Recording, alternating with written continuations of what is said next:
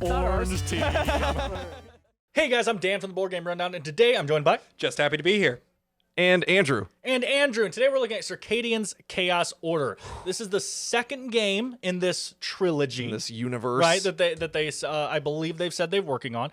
This is a Sam McDonald Yep, game. and Zach Smith. And Zach Smith, and actually developed. So they're the designers, and it's developed by Shem Phillips. Garfield Games, which right. is that's the just publisher. kind of the Right, yeah. and I know that Shem Phillips is a developer on this game. He kind of helped tweak things and work on things. I know he's close with Sam because of the West Kingdom games. And West stuff, right? Kingdoms, North Seas. I don't know if Sam worked on the North Seas. Sure. I know he worked on the West Kingdoms, but so I was excited to try this out because that is just an amazing pairing.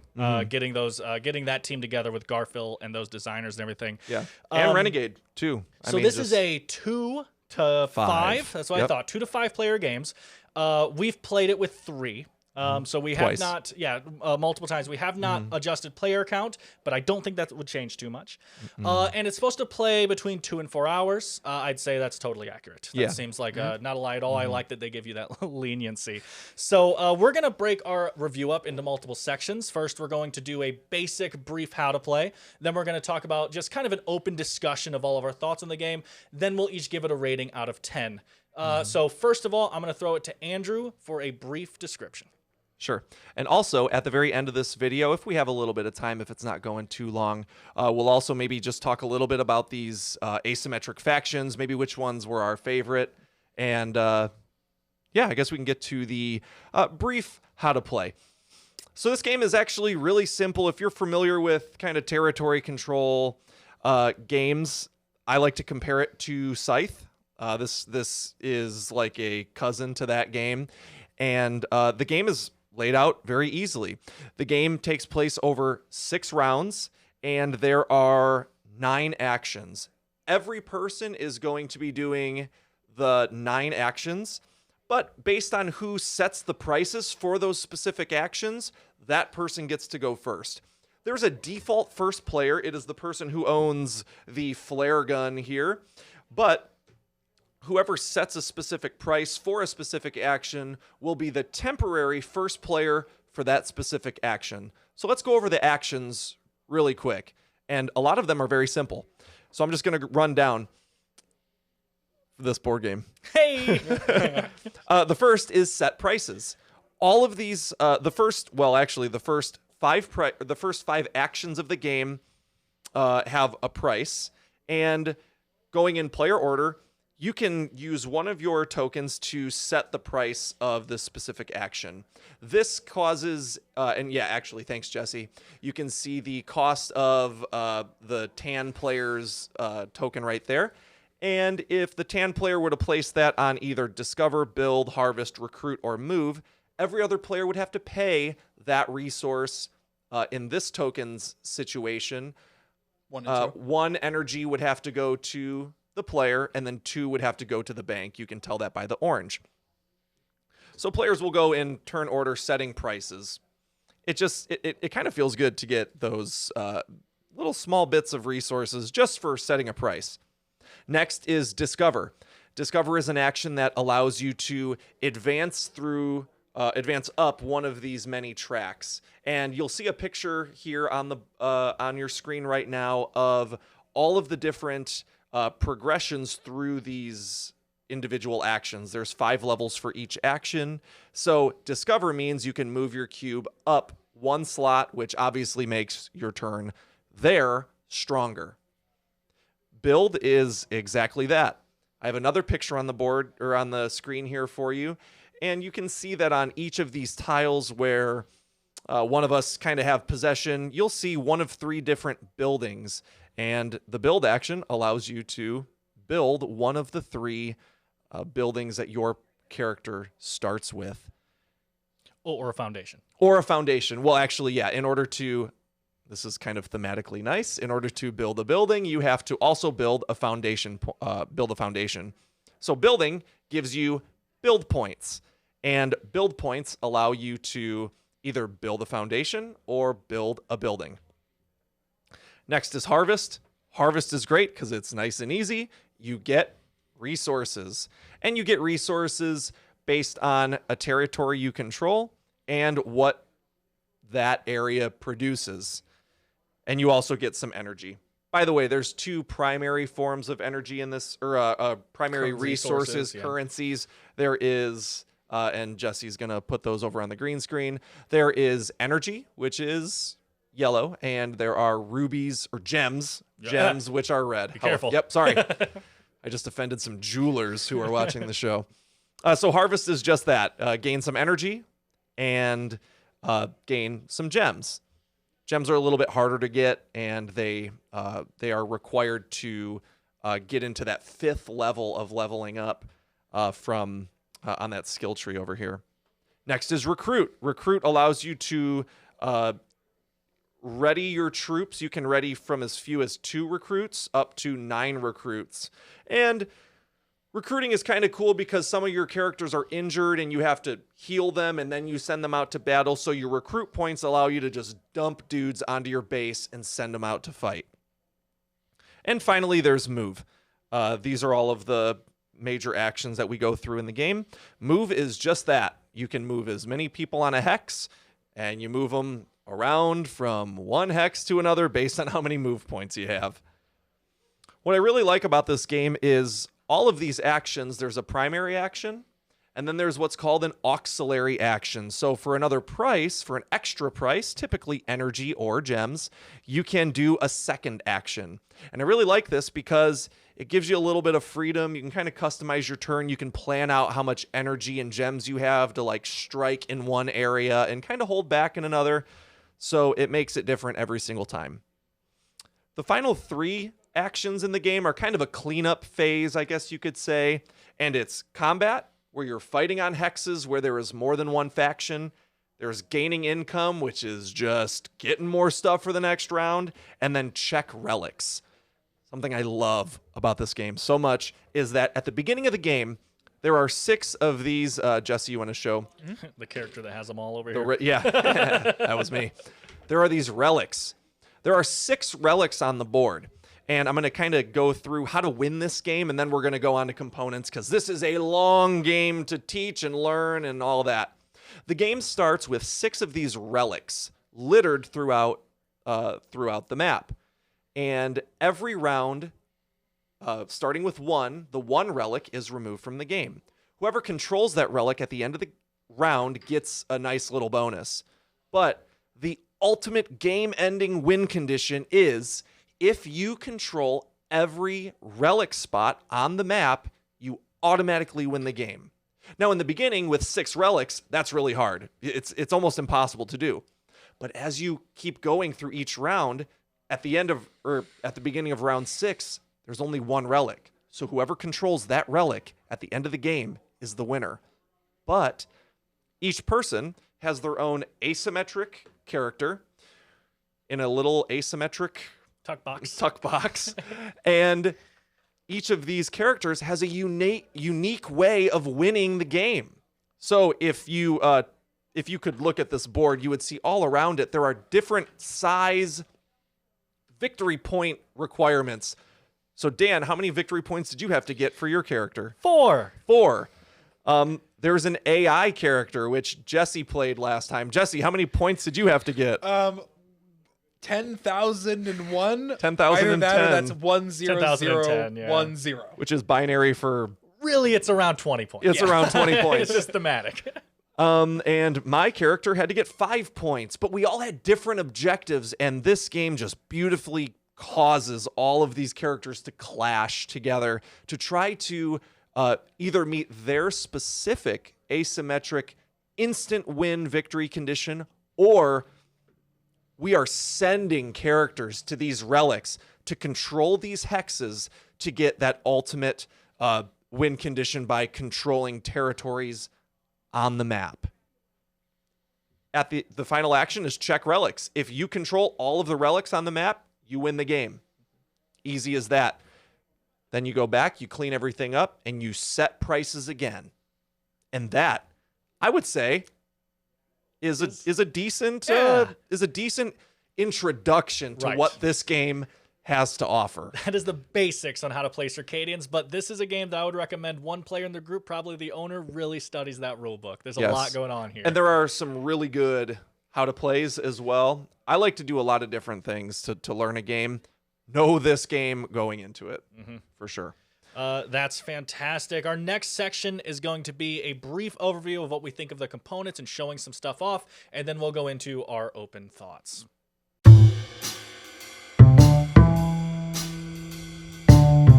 Okay, guys, so we're going to talk about components, and this, I don't really care who talks. This is kind of also open discussion. We're just going to show some stuff off. So, Jesse, you really haven't had to talk much yet. Sure. So what do you want to talk about specifically? Obviously, we're going to try to cover as much as we can. As far as components? Yes. Specifically, what I'd like to cover as far as components are little bit component, little bit game design, twofold. I do like the the energy gem currency system, and the components for them are, we've already shown them on the screen, on the screen, but they're very nice. The fact that they give you larger ones for the 5 units and then smaller ones for the 1 units.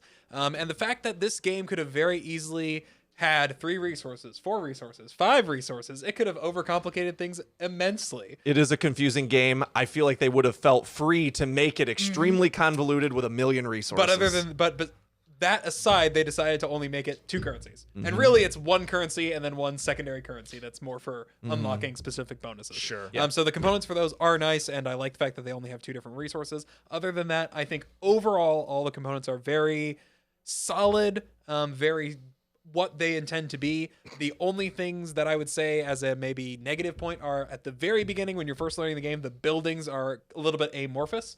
They're not immediately recognizable as what they are, other than the fact that they're all slightly different sizes. But learning which building is which isn't as easy as I thought it might initially be. Yeah. I agree with that. There's nothing on the player board that tells you the name of the buildings. And that would have been really nice, just because some cards just say strongholds. Yeah. It doesn't like show a picture of a stronghold. And so even just having like, if you've ever like Photoshop or edited or anything, like having like a screened word here where it's just like almost invisible, like a watermark. Overlaid. Yeah.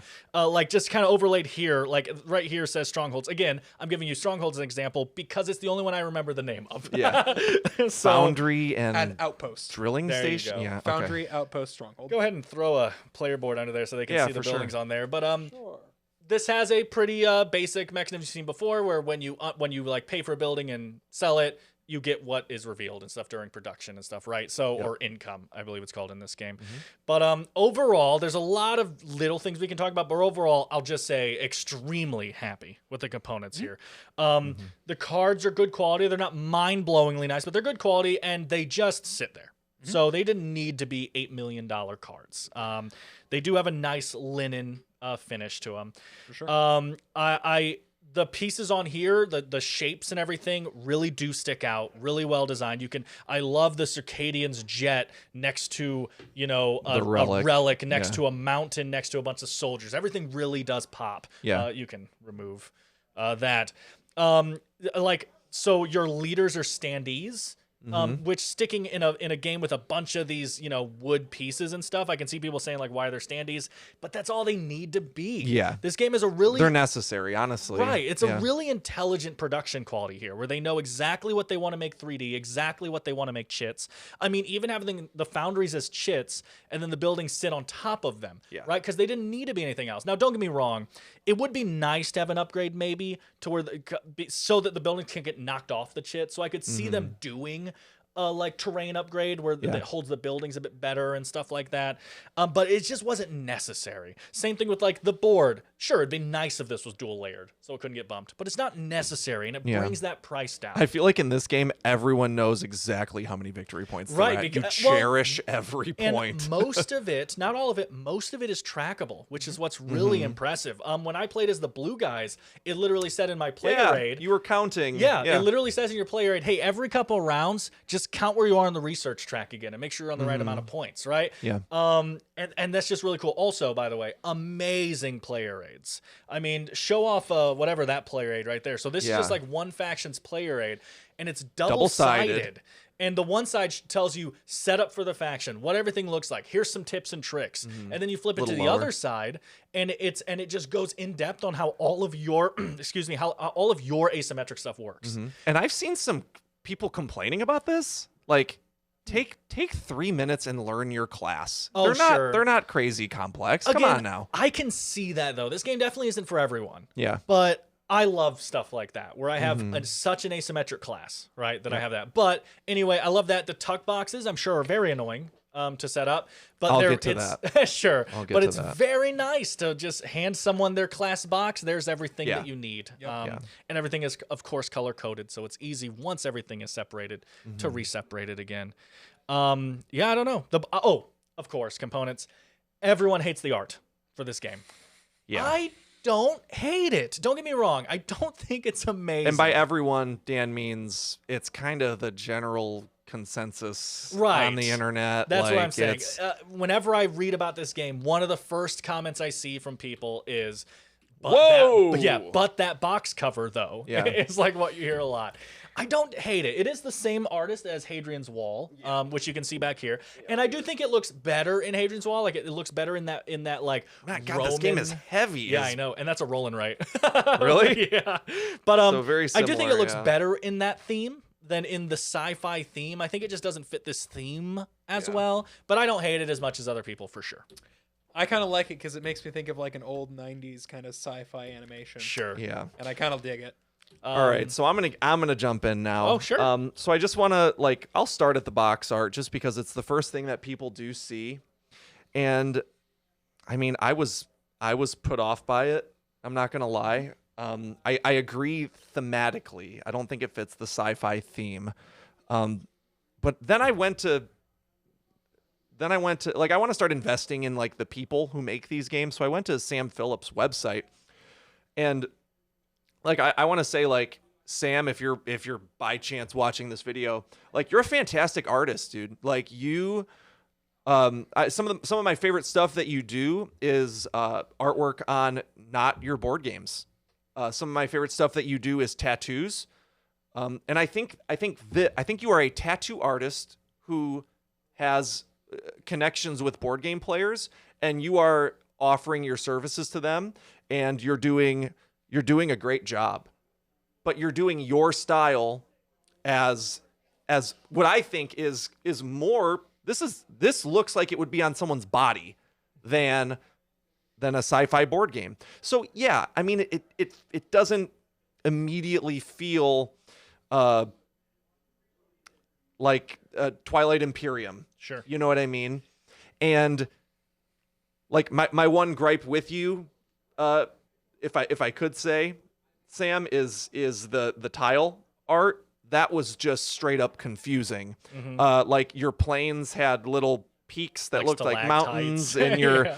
and your Hills mountains are actually plateaus. yeah, and your mountains didn't look like your swamps looked like swamps, but that was confusing. If I could critique you anywhere, like it would be that. Your iconography is great, but yeah, I think the artwork. I really do like your art. It just kind of, and I encourage everybody to go check out Sam Phillips' artwork. I'm actually gonna share some with our video editor so you can see some of Sam's artwork right now on the screen, just to show you that this guy is not just a board game illustrator. This dude has a portfolio of really impressive stuff. I had to board game geek this and see that it was above a 7.5 before I made the purchase. Sure. And then when I saw that this was a really good game, I kind of just went, all right, well, this one, I'm not really digging the art too much, but I'm going to trust it anyway. Yep. And I'm growing a little fond to it. But I think that's just because the whole game is a fantastic product altogether. This box sucks. Yeah. This was so frustrating because the rules to make this, and it's Oh, coming. you had to put it together. I had to put it together. Oh. This was terrible. Shame on whoever made me do this. That is so weird that they didn't come pre-made. Oh man. Please sell a deluxe something for me so we can have the pieces that are nice, and this doesn't have to taint my memories of this whole game as a whole. But other than that, everything is really nice. I mean, these cards are linen finished, but they're like just naturally bending a little bit. They are. But this is a game I'm going to sleeve because I love this game so much. Well, and like we said, I don't know if nothing. Oh, one deck gets shuffled. Yeah. Yes, there's one deck that gets shuffled. Every other card just sits on the table. Yeah. So take that as you will as well. Mm-hmm. Couple things really quick is obviously once these are boxed up and everything's in it, a fantastic insert. I don't know if we can show that off really quick. I don't know. Maybe we'll get a picture on the screen. Yeah, we'll send a picture. But all the boxes fit in there. The relics have their own slot. It's a really good insert. And the also, relics slide in really nice. Yeah.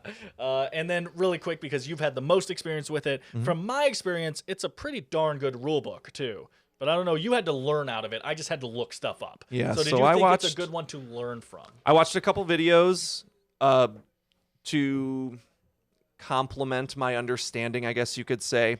Once I played it the first time and I went through the rule book, I breezed through that thing. It made perfect sense. I think this is one of those games where you just got to put it on the table by yourself and just kind of move things around with your hands so you know what you're doing, and then things will start to make sense. So I praise the rule book. There's some things that you just got to find, and that thing could be in 2 or 3 different places. And it might actually be in 3 different places, which they do a good job. I've never had trouble finding clarification. Right. So it's a big book, 24 pages. And then you've got your own rule book in your player aid. But man, it's great. It's great. Yeah. So final thoughts? Or are we still talking about components? What do you think? That's it. I think that's it for components. You guys get the Let's keep gist. moving. You've seen stuff. So we're going to jump into kind of an open discussion of our final thoughts on this game. Yeah.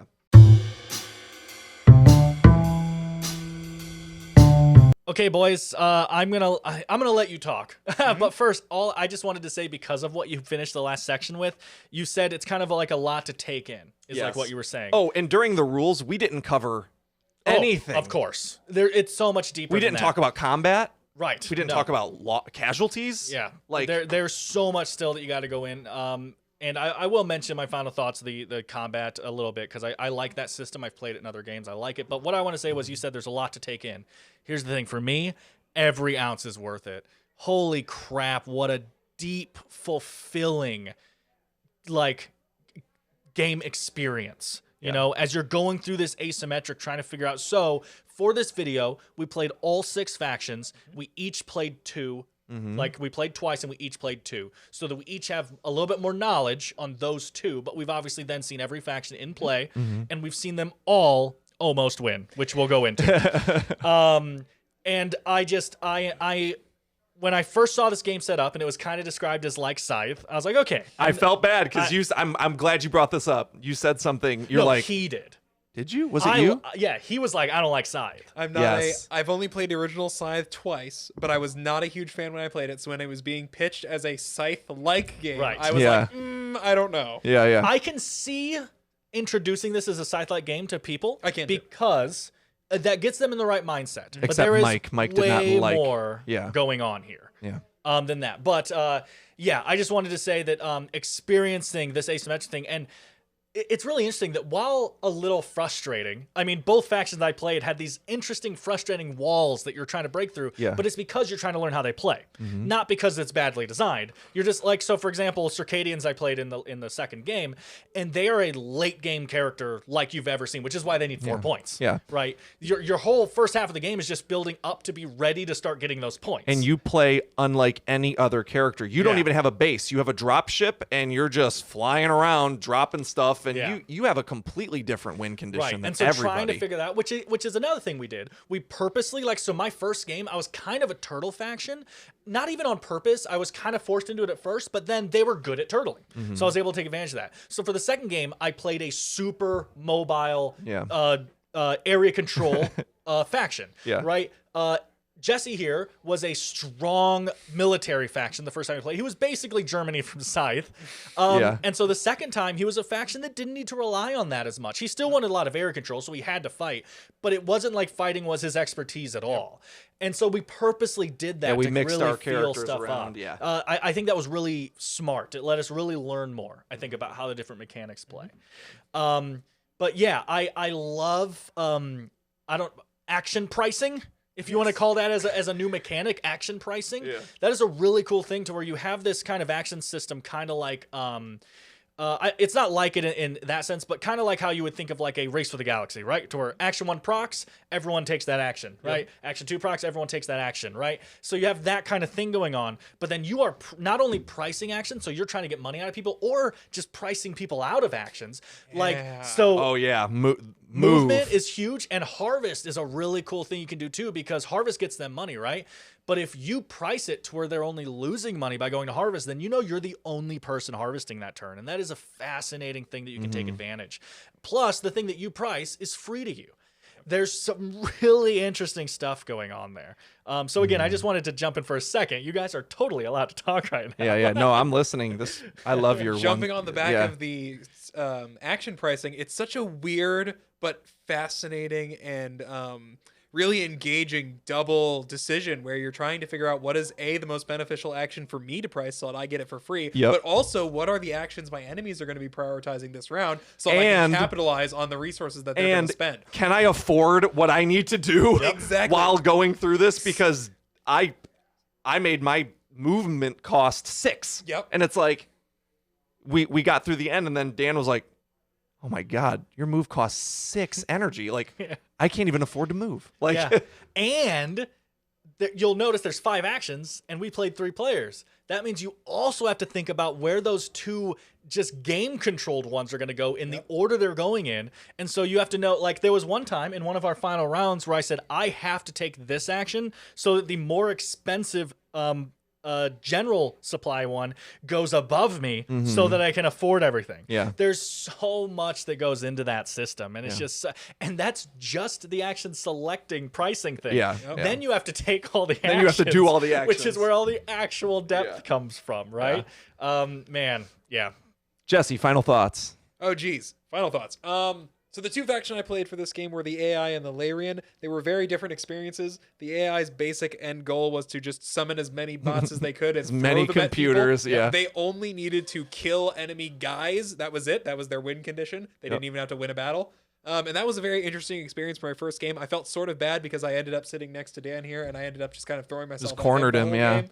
I didn't win. I was 1 point off. To speak to how weirdly balanced and amazingly balanced this whole game is every game we've all ended 1 point off from victory, minus the person who won. Which is crazy. I did let you guys get within 1 point of me twice. Right, yes, that's what it was. So that just speaks to how not only we've all clearly understood the game by playing it, but also it's such a balanced game because we've all come so close. And the fact that we've all managed to come so close means that, at least for us, the learning system must have been intuitive enough to where we understood what our factions needed to do to get to those thresholds. For sure. For how much game is here, yeah, good job on the balancing. For sure. Holy crap.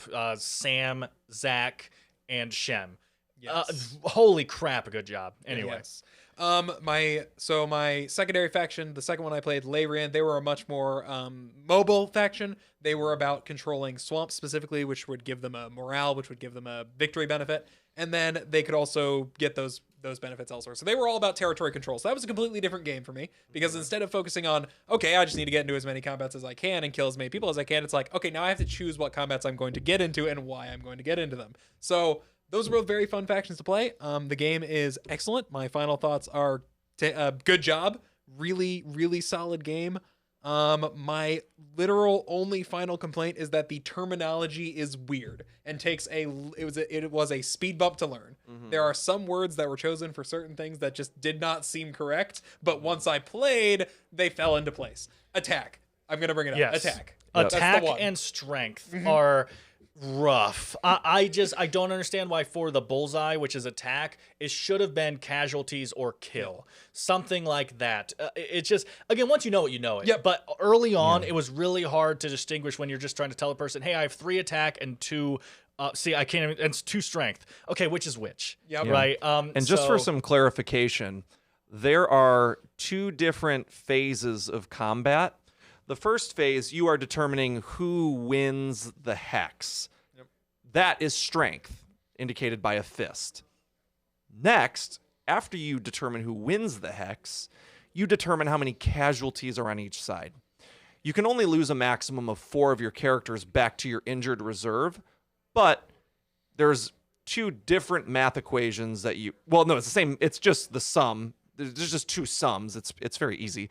But you're comparing strength for the first fight, and then you're comparing the attack minus your shields, all of which are on this fantastic spin dial for combat. There's 2 of them. Yeah, I'll show you. We'll show you on the screen there. And there are just, like, if you just want to, blow up your opponent, you don't have to win. You can just injure them all, which is what Jesse said he had to do earlier. So that's just to give some clarification on the combat, which I will speak more to on my final thoughts. But go ahead, Jesse, if you wanted to wrap up. No, that was it. It's Okay. a fantastic game. My literal only complaint off the top of my head is just terminology was rough to learn the first time around. But after you learned it, Sure. it's all made perfect sense. The last thing I'll say, you guys get it. I thoroughly enjoy asymmetric area control. Fantastic depth here. The last thing I'll say is just for people listening. Scythe. How you introduce it to people. For people who have played it, there is a surprising amount of Dune in this game as well.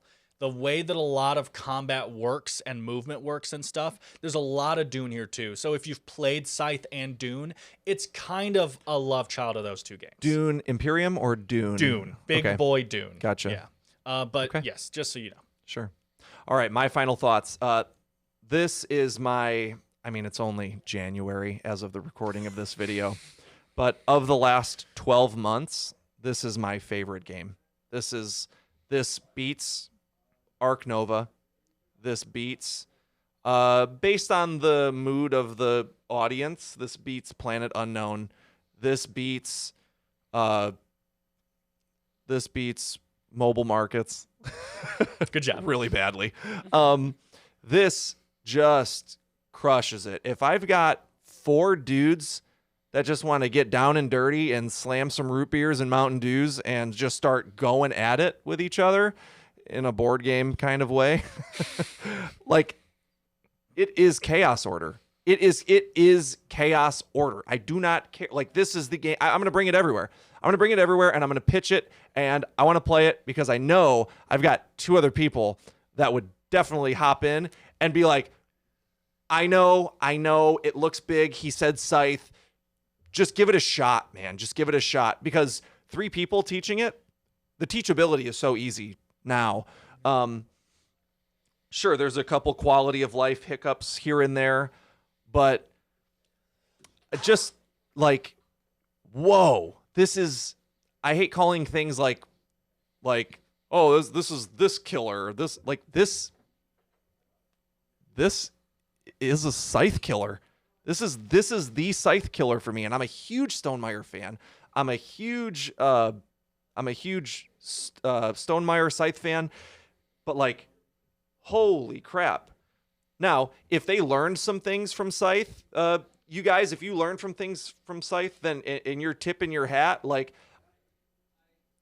I encourage Jamie Stegmaier to accept the challenge to, come back and make an even better game, better than this. There are so many things that I just got, like, this is just kind of the sequel. Like, I'm glad I own both games, but whoa. Asymmetric win conditions, instant win conditions. The combat is amazing. The spin dial, the combat of this just, oh my gosh. Like, some of the funnest combat I've had with a game. Whoa.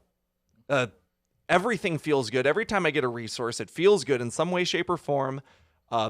Building the big buildings only cost 1 point, which was like really kind of good. As the buildings get bigger, I'm trained to think that it should be more expensive. That's what I'm talking about here. But they're not. It's just 1 point. But each of the buildings do different things.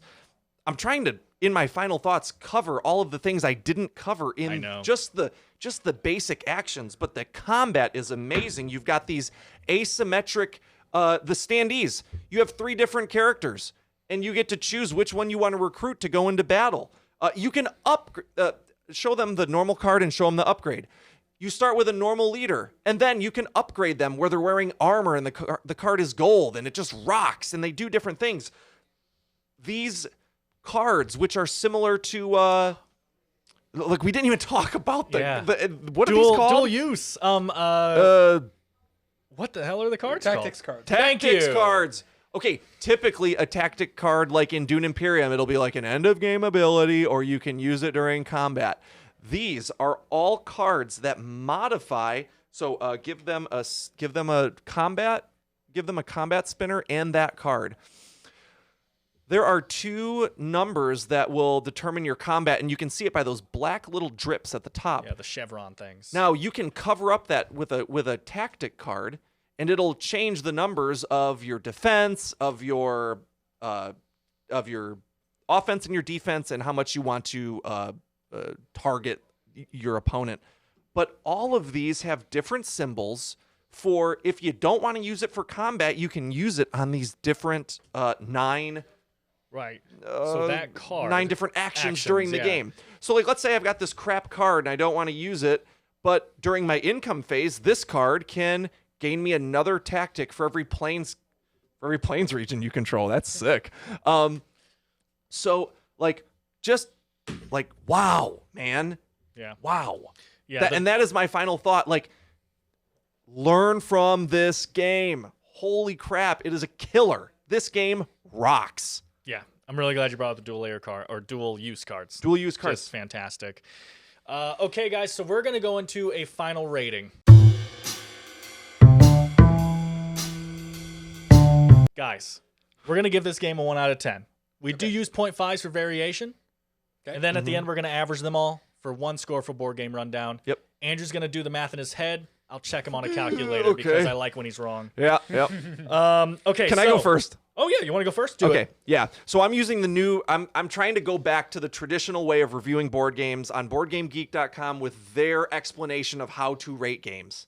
That's how I'm doing it. So typically that's going to result in lower scores. Sure.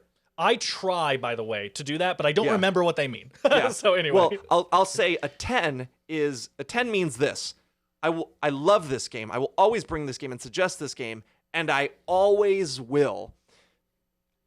I'm not perfect, but I've had to bring all of my games that I do have at a 10 down to a 9.5 because I don't know if I will always, I'm not an eternal, gamer. I come across new things and people have new ideas. So no game is ever going to be a 10 for me. But this is a 9.5. This is up there with Planet Unknown and like Wingspan for me in terms of replayability and just fantastic gameplay. Sure, this isn't a Wingspan game. Like, I'm not going to like bring this to some lighter gamers.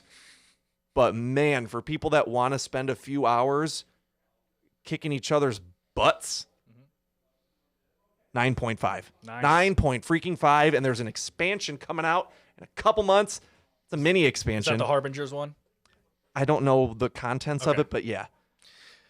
Sure. So, very similar for me. This is a fantastic game. And yeah, I'm going to fall on a 9 for now. A 9 out of 10. I think. Whoa. I think this is a fantastic experience. And to give the game some credit too, because again, the learning's a bit of a hurdle. Our first game took about 4 hours. Our second game took 2.5. Yes. Like, we cut down an intense amount of time once we knew how to play the basics. Yes. So, yeah. So, 9 out of 10, guys. I highly suggest checking out Circadians Chaos Order. Yes. I'm going to have to give it a 9 out of 10 as well. Wow. I think that this is a fantastic game. One of my favorite games of all time is Twilight Imperium 4th edition, just as a clarification for anybody who doesn't know about me. This gives me similar feelings. Every faction's unique. I'm so excited to play every single faction. I want to play it at least 6 times so I can play at least all 6 factions. And the best part about this game, as compared to something like Twilight Imperium, which I do love, but it does not take 6 hours. Yes. It can take 2.5 once you know how to play. Yep. And so, unlike something like Twilight Imperium, which I recently played with 2 of my closest friends, and that game took us 6.5 hours. But we were very slow and very cutthroat. So, but this is a fantastic game. I am so happy to hear that, Jesse, because, and I don't mean this as an insult, obviously. I don't even know why I have to preface this with that. Right. But you tend to rate games lower because you're hesitant to say a game is that good. Yep. And so to hear you say that, I am so happy with that. That is And awesome. when you started by saying, oh, it's a Scythe game. Right. Like, yeah, starting there Well, you was a set tough the bar part low. for me. No, Yes, I I do. love Scythe. Like, that's the thing. I meant for this him, is yeah. oh yeah. But like this is a competitively friendly community. Like, I hope off chance, Jamie Stegmeyer, if you're watching, like, I love Scythe. Yeah, I me just too. had some problems with it that I think this game covered. Like, your Scythe was a game about getting to the middle Right. and kind of avoiding people.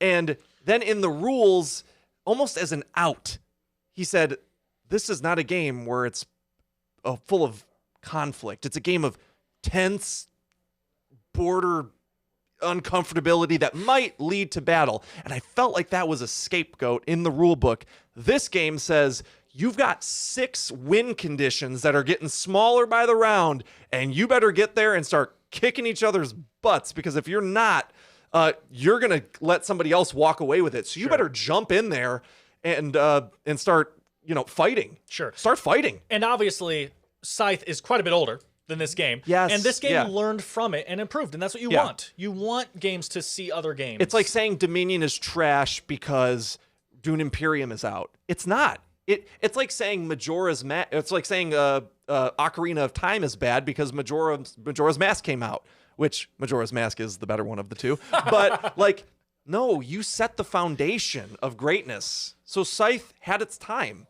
and it still does. Yeah. It's great. It's still highly competitive, but if you give this game a shot, I don't think you'll go back except for the nostalgia. I do not think you'll go back. Yeah. So with our scores combined, we land on a 9.2. Yes, 9.2. And I just, again, from Board Game Rundown, I don't think we can recommend you trying this game. It's not insanely priced. And the what game, is it, 60? It's around that. The Kickstarter price was around that, so I don't know retail if it changed much. But and you're just getting an insanely deep game here, not to beat a dead horse. But so anyway, guys, obviously we all recommend this game with a 9.2. We are planning on making another video sometime in the next couple weeks where we kind of go more in depth on the different factions. Now that we've all played them, we want to get the same group together and we can each talk about our 2. And we've got to get Mike in, because Mike almost took me down for saying that this is a Scythe clone. Oh, sure. Okay. Yeah. So, but hopefully you guys are excited for that. We really want to talk about these factions and what they bring to the table. And also leave in the comments anything you guys want us to cover since we're making another video. If there's anything else mechanic-wise you want us to go more in depth on, because that would be a good time to do that just before we talk about the factions. Hey, here's some clarifying questions. Let's go into the factions, right? So anything you guys want us to talk about or anything you guys think about the game, leave in the comments. Thank you so much for watching. Don't forget to like and subscribe if you liked this video. And from the Board Game Rundown, I've been Dan. Jesse. Andrew. And play Circadians. Yep, do it. Do it. Now.